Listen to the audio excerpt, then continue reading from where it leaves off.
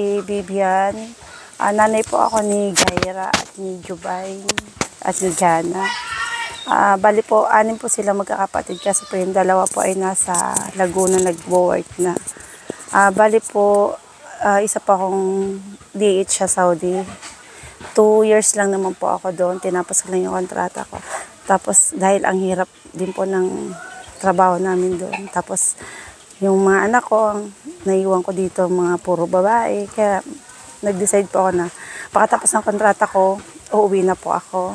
At dito na lang po ako mag-stay sa kanila. Kaya ginagawa po namin yung kahit ano na lang po yung tinitinda ko para tulong-tulong po kami mag-iina para ma-iraos namin yung pang-araw-araw namin. Bali po, okay naman po yung buhay namin ngayon kasi nakakaraos naman po kami kahit papano na isa-survive ko basta hindi na po ako aalis or iiwan ko ulit sila. Kasi naranasan na po namin yung magkakalayo. Pero ngayon, okay naman po na. Dito na lang po ako sa bahay namin, sa munting bahay namin, tindahan. Tapos, aalagaan ko yung mga anak ko. Kasi ang hirap po ng malayo talaga yung isang nanay.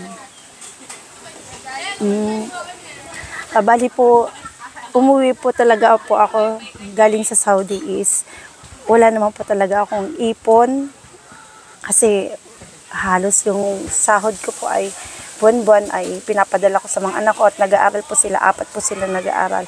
So yung may konti lang po akong sinimula na mayroon po akong konting ipon tapos yung pinaalaga ko pong baboy sa aking kapatid na naging inahin, tapos nanganak. Tapos yung pag-uwi ko po, meron na po ako ng inahin, tapos may baboy. Yun po yung binenta ko at yun po yung pinuhunan ko po sa aking tindahan.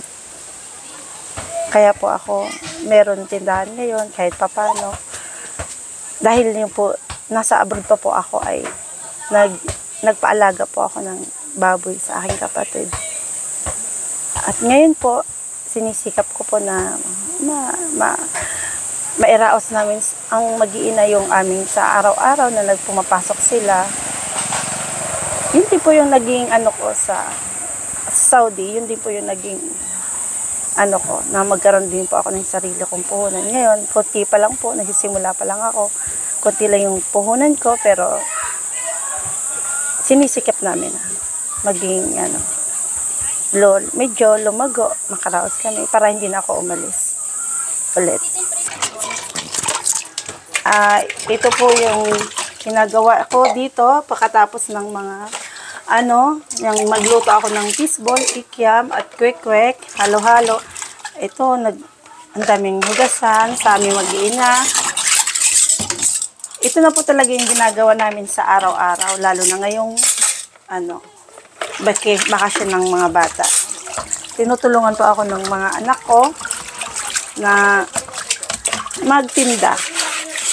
Kasi wala naman po kaming income ngayon, kasi wala na pa akong trabaho. At naisip ko na po na hindi na po ako bumalik sa aking amo sa Saudi para maalagaan ko po yung mga anak kong mga babae. Kaya, kailangan po namin maghanap buhay, mag-iina, kahit na may mga kanya-kanya silang project sa school, inuuna muna nila bago ako tulungan sa pagtitinda.